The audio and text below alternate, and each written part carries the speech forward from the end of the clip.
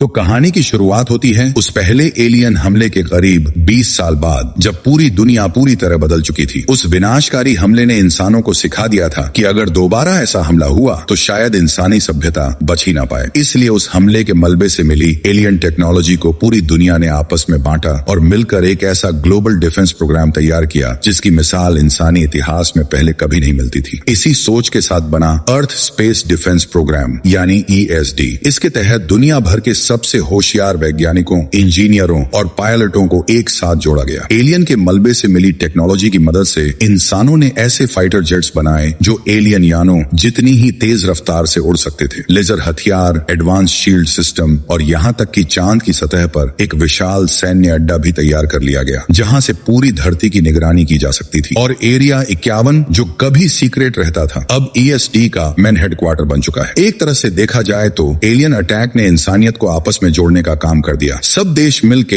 एक कॉमन दुश्मन के अगेंस्ट तैयार हो गए। 2 जुलाई 2016 का दिन है और दुनिया उस जीत की 20वीं एनिवर्सरी मनाने वाली है जब उन्होंने पहली बार एलियंस को हराया था। इसी बीच कहानी शिफ्ट होती है अफ्रीका के एक छोटे से रीजन रिपब्लिक नेशनल दुम्बुतू में। यहाँ हमें मिलते हैं डेविड लेविंसन, वही बंदा जिसने 20 साल पहले एलियंस को हराने का प्लान बनाया था। अब वो ESD का डायरेक्टर बन चुका है। डेविड वहाँ पहुंचता है अपनी डॉक्टर कैथरीन मार्सो के साथ, जो एक रिसर्चर है और टेलीपैथी मतलब दिमाग से दिमाग बात करने उस सब्जेक्ट पर काम करती है। उनके साथ है एक लोकल वॉरलॉर्ड डिकेम्बे उम्बुतू जो 20 साल पहले खुद एलियंस से लड़ चुका था और अब उस एरिया का लीडर है। ये तीनों एक जगह पहुंचते हैं जहां एक एलियन का स्पेसशिप जो 1996 की जंग में क्रैश हो गया था अभी भी जमीन में ढंसा पड़ा है। डेविड देखता है कि ये शिप पहले कुछ ड्रिल कर रहा था, जमीन में एक गहरा गड्ढा खोदने की कोशिश कर रहा था, लेकिन जब उसका मदर शिप डिस्ट्रॉय हुआ था 20 साल पहले तब ये शिप भी बंद हो गया था। लेकिन अब अचानक इस डेड शिप की लाइट्स वापस ऑन हो गई हैं, बस 2 दिन पहले ही। मतलब कुछ तो हुआ है जिसने इस पुरानी डेड टेक्नोलॉजी को वापस एक्टिवेट कर दिया। ये सबसे पहला क्लू है दोस्तों कि कुछ बड़ा होने वाला है। उधर हम मिलते हैं एक और पुराने कैरेक्टर से, थॉमस विटमोर, जो 20 साल पहले अमेरिका के प्रेसिडेंट थे और उन्होंने खुद फाइटर जेट उड़ा के एलियंस के अगेंस्ट जंग लड़ी थी। अब वो रिटायर हो चुके हैं लेकिन उनकी मेंटल स्टेट ठीक नहीं है। उन्हें अजीब सपने आ रहे हैं, वो बिना वजह सिंबल्स बनाते रहते हैं और उनके आसपास के लोग समझ नहीं पाते कि उन्हें हो क्या रहा है। दोस्तों असल में बात ये है, विटमोर, डेविड का कलीग डॉक्टर ओकुन और वही वॉरलॉर्ड डिकेम्बे तीनों ही किसी न किसी तरह एलियंस के साथ टेलीपैथिकली कनेक्टेड हैं, क्योंकि तीनों का एलियंस के साथ डायरेक्ट एनकाउंटर हुआ था पहली जंग में। और अब उन्हें बार बार एक चीज दिख रही है अपने विजन्स में, एक गोल स्फीयर जैसी चीज। उन्हें खुद नहीं पता ये क्या है लेकिन उनका दिमाग उन्हें वार्निंग दे रहा है कि कुछ बड़ा आने वाला है। विटमोर की बेटी पेट्रिसिया भी इस मूवी का इंपॉर्टेंट कैरेक्टर है। वो अपने पापा की तरह ही फाइटर पायलट बन चुकी है और ESD में काम करती है। वो अपने पायलट बॉयफ्रेंड जैक मॉरिसन के साथ एंगेज्ड है। इसके बाद कहानी पहुंचती है मून पर जहां ESD का एक बेस है। यहाँ हमारी मुलाकात होती है जैक मॉरिसन, एक टैलेंटेड लेकिन थोड़ा रेकलेस पायलट जिसके पेरेंट्स पहली जंग में मारे गए थे। वो पेट्रिसिया विटमोर का फियांसे है। उसका बेस्ट फ्रेंड है चार्ली मिलर जो कॉमिक रिलीफ का काम करता है, हल्का फुल्का मजाकिया बंदा जिसके भी पेरेंट्स पहले अटैक में खत्म हो गए थे। फिर है डायलन हिलर। डायलन अपने स्टेप फादर की तरह ही एक टैलेंटेड और डिसिप्लिन पायलट बन चुका है और अब ESD का कैप्टन है। एक और इम्पोर्टेंट पायलट है रेन लाओ, एक चाइनीज लेफ्टिनेंट जो डायलन की सेकंड इन कमांड है। उसके पेरेंट्स भी पहली जंग में मारे गए थे और उसे उसके चाचा जनरल जियांग लाओ ने पाला है जो खुद मून बेस का कमांडर है। जैक और डायलन के बीच भी थोड़ी राइवलरी दिखाई जाती है। दोनों एक दूसरे को कॉम्पिटिटिव तरीके से देखते हैं क्योंकि दोनों ही अपने अपने फील्ड में बेस्ट बनना चाहते हैं। इसी दौरान कहानी व्हाइट हाउस पहुंचती है जहां करंट प्रेसिडेंट एलिजाबेथ लैम्फर्ड है। उन्होंने भी पहली इन्वेजन में अपना परिवार खोया था, इसीलिए वो किसी भी स्पेस से आने वाली चीज को लेकर बहुत ही सस्पिशियस और कॉशियस रहती हैं। उनके साथ हैं जनरल जोशुआ एडम्स जो मिलिट्री का टॉप ऑफिसर है और सेक्रेटरी ऑफ डिफेंस रीस टैंनर। इधर डेविड लेविंसन का रिटायर्ड पापा जूलियस लेविंसन भी इस कहानी का हिस्सा है, एक बुजुर्ग मजाकिया इंसान जिन्होंने एक किताब लिखी है अपने एक्सपीरियंसेस के बारे में पहली जंग के टाइम की। अब दोस्तों असली ट्विस्ट शुरू होता है। अचानक मून के पास एक वर्म होल खुलता है, मतलब स्पेस में एक तरह का शॉर्टकट या गेटवे, और उसमें से एक गोल चमकता हुआ स्फेरिकल ऑब्जेक्ट निकल कर आता है। ये वही चीज है जो विटमोर, ओकुन और डिकेम्बे अपने विजन्स में देख रहे थे। इस नए ऑब्जेक्ट को देखकर UN सिक्योरिटी काउंसिल घबरा जाती है। डेविड लेविंसन चिल्ला के समझाने की कोशिश करता है कि इसे तुरंत डिस्ट्रॉय मत करो, पहले समझो ये है क्या, लेकिन उसकी बात नहीं सुनी जाती। सिक्योरिटी काउंसिल ऑर्डर देती है कि इस स्फीयर को तुरंत नष्ट कर दिया जाए।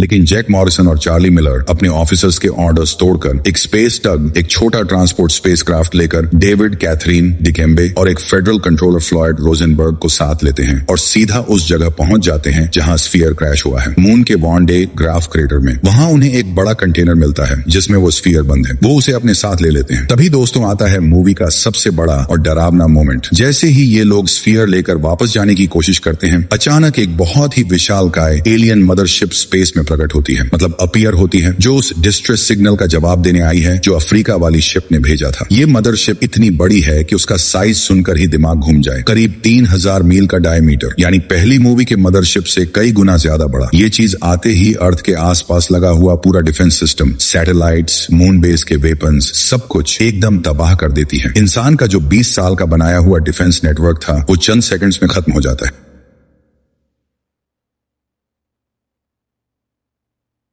जैक और चार्ली अपनी स्पेस टग को बचा बचा के किसी तरह इस केओस से निकलकर वापस एरिया 51 पहुंचते हैं अपने साथ स्फीयर लेके। ये मदरशिप सीधा नॉर्थ अटलांटिक ओशन के ऊपर आकर उतरता है, इतना बड़ा कि इसके नीचे पूरा अटलांटिक ओशन का बड़ा हिस्सा ढक जाता है और फिर शुरू होता है असली तबाही। ये मदरशिप अपनी ग्रेविटी पुलिंग टेक्नोलॉजी यूज करके बड़े बड़े शहर और लैंडमार्क्स को जमीन से उखाड़कर हवा में उठा लेता है और उन्हें दूसरी जगह पटक देता है। इस सीन में दोस्तों कई फेमस बिल्डिंग्स तबाह होते दिखाए जाते हैं, जैसे दुबई का मशहूर बुर्ज खलीफा टावर उखड़कर लंदन पर जाकर गिर जाता है और लंदन का पूरा शहर बर्बाद हो जाता है। सिंगापुर भी इस तबाही का शिकार होता है। साथ ही साथ मदरशिप जमीन में एक गहरा होल ड्रिल करना शुरू कर देता है, क्योंकि इनका असली मकसद है अर्थ के कोर तक पहुंचना और उसे अपनी शिप के फ्यूल के रूप में निकालना। और अगर ऐसा हो गया तो पूरी अर्थ ही तबाह हो जाएगी, क्योंकि कोर निकालने से पूरा प्लेनेट अंदर से खोखला हो जाएगा। कहानी वापस एरिया 51 पहुंचती है। यहाँ व्हिटमोर, डेविड और जनरल एडम्स मिलकर एक पुराना प्लान बनाते हैं। उनके पास एक एलियन कैदी है जो पहली जंग से ही एरिया 51 में बंद है। ये लोग उस एलियन से कांटेक्ट करते हैं क्योंकि व्हिटमोर का इस एलियन के साथ एक टेलीपैथिक कनेक्शन है पुराने एनकाउंटर की वजह से। इस इंटरोगेशन में एक बहुत ही इंपॉर्टेंट चीज पता चलती है। ये एलियंस एक हाइव माइंड सिस्टम में काम करते हैं, मतलब सब एलियन सोल्जर्स एक बड़ी कलेक्टिव कॉन्शियसनेस से जुड़े होते हैं और ये सब एक क्वीन के कंट्रोल में होते हैं, एक विशालकाय क्वीन जो पूरी इन्वेजन को डायरेक्ट कर रही है। डेविड तुरंत एक थ्योरी निकालता है। उसे याद आता है कि 20 साल पहले भी उन्होंने जो मदरशिप डिस्ट्रॉय की थी उसके ऊपर एक सुपरवाइजिंग क्वीन थी जो कंट्रोल कर रही थी। तो अगर वो अब इस क्वीन को भी मार दें तो शायद सारी एलियन फोर्सेस का ड्रिलिंग ऑपरेशन रुक जाएगा और ये सब डोरमेंट मतलब निष्क्रिय हो जाएंगे। ये एक प्लान बन जाता है, क्वीन को ढूंढो, क्वीन को मारो। कैप्टन डायलन हिलर अपनी ESD फ्लीट लेकर एक बड़ा काउंटर अटैक लीड करता है। सब फाइटर पायलट्स एक साथ जाते हैं मदरशिप के अंदर घुसने, ताकि वो क्वीन तक पहुंच सके और उसे खत्म कर सके। लेकिन दोस्तों ये प्लान बहुत बुरी तरह फेल हो जाता है। मदरशिप के अंदर जाते ही ESD फ्लीट एक ट्रैप में फंस जाती है। एलियंस उन्हें घेरा लगाकर अटैक करते हैं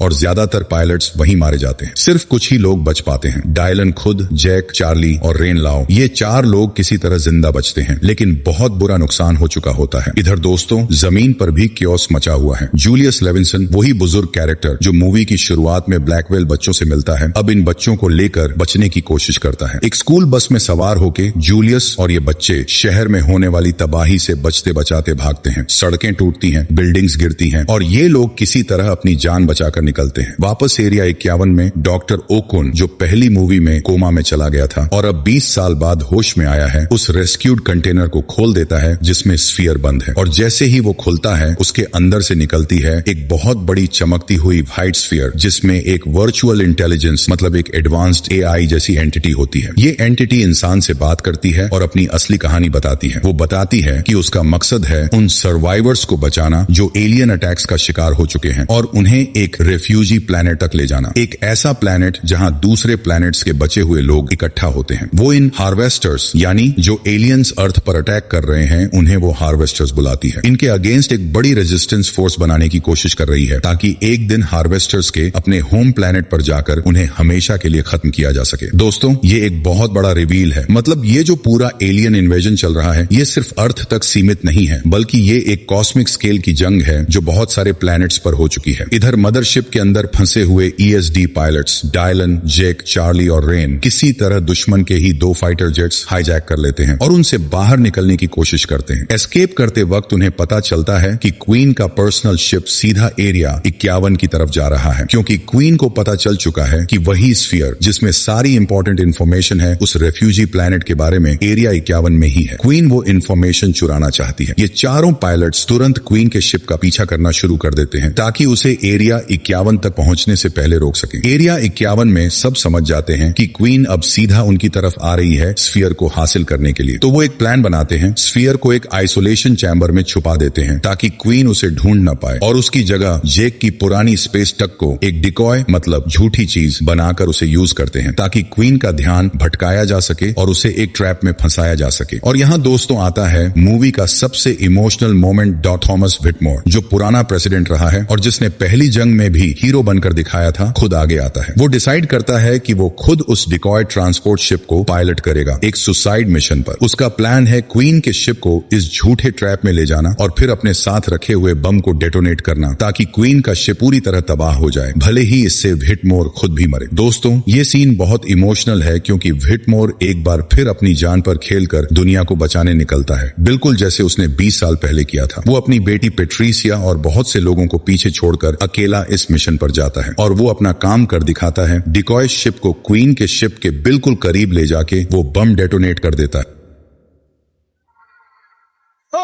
धमाका होता है और व्हिटमोर इस धमाके में शहीद हो जाता है। लेकिन यहाँ एक बड़ा ट्विस्ट आता है। क्वीन अपने खुद के एक एनर्जी शील्ड की वजह से इस धमाके में बच जाती है। मतलब व्हिटमोर की कुर्बानी के बाद भी क्वीन जिंदा बच जाती है और एक नया और भी बड़ा बैटल शुरू हो जाता है। अब शुरू होता है मूवी का क्लाइमैक्स। क्वीन अपने बाकी बचे हुए फाइटर्स के साथ हमला बोलती है और एक बड़ा क्योटिक एरियल कम ग्राउंड बैटल छिड़ जाता है एरिया 51 के आसपास। दोस्तों इस फाइनल फाइट में हमारे सारे हीरोज एक साथ आ जाते हैं। जेक, डायलन, चार्ली, रेन, डेविड और दिकेम्बे उम्बुतु भी, जो अपने साथ एक पुराना एलियन वेपन लेके आता है जो उसने 20 साल पहले संभाल के रखा था। ये लोग मिलकर क्वीन को टारगेट करते हैं। छोटे फाइटर्स से लेकर जमीन पर ग्राउंड लेवल कॉम्बैट तक सब कुछ इस फाइनल बैटल में दिखाया जाता है। हर किसी की कोशिश होती है कि किसी तरह क्वीन को रोक दिया जाए, क्योंकि जब तक क्वीन जिंदा है तब तक मदरशिप ड्रिलिंग बंद नहीं करेगा और अर्थ का कोर निकालने का खतरा बना रहेगा। धीरे धीरे टीम की कॉम्बाइंड कोशिशों से क्वीन कमजोर पड़ने लगती है। एलियन फाइटर्स एक एक करके इनएक्टिव हो जाते हैं, जैसे उनका कनेक्शन क्वीन से टूट रहा हो। आखिरकार एक निर्णायक मोमेंट आता है जब हमारे हीरोज क्वीन को पूरी तरह खत्म करने में सफल हो जाते हैं। जैसे ही क्वीन मारी जाती है दोस्तों एक चेन रिएक्शन शुरू हो जाता है। सारे एलियन फाइटर्स जो अभी तक एक्टिव थे वो एक साथ निष्क्रिय हो जाते हैं, बिल्कुल जैसे उनका कंट्रोल सिस्टम बंद हो गया हो। पूरे आसमान में फैला हुआ मदरशिप भी अपना ड्रिलिंग ऑपरेशन रोक देता है और धीरे धीरे ऊपर उठकर स्पेस की तरफ पीछे हटना शुरू कर देता है। इंसान ने एक बार फिर 20 साल बाद एक और बड़े एलियन थ्रेट को हरा दिया है, लेकिन इस बार कीमत भी बहुत बड़ी चुकाई गई। बहुत से पायलट्स, आम लोग और खुद पुराने प्रेसिडेंट व्हिटमोर ने अपनी जान दी है इस जंग में। मूवी के आखिरी हिस्से में डॉक्टर ओकुन बताता है कि उस स्फीयर वाली एंटिटी ने इंसानियत को एक प्रपोजल दिया है। वो चाहती है कि ह्यूमंस ही अब उसकी रेजिस्टेंस फोर्स को लीड करें ताकि आने वाले समय में हार्वेस्टर्स के होम प्लैनेट पर जाकर उन्हें हमेशा के लिए रोक दिया जा सके। इसी के साथ आज की ये रोमांचक कहानी यही खत्म हो जाती है। अगर आपको ये एक्सप्लेनेशन पसंद आया हो तो वीडियो को लाइक जरूर करें, चैनल को सब्सक्राइब करना न भूलें और कमेंट में बताएं कि आपको इस मूवी का कौन सा सीन सबसे ज्यादा पसंद आया। मिलते हैं अगली वीडियो में एक नई कहानी के साथ।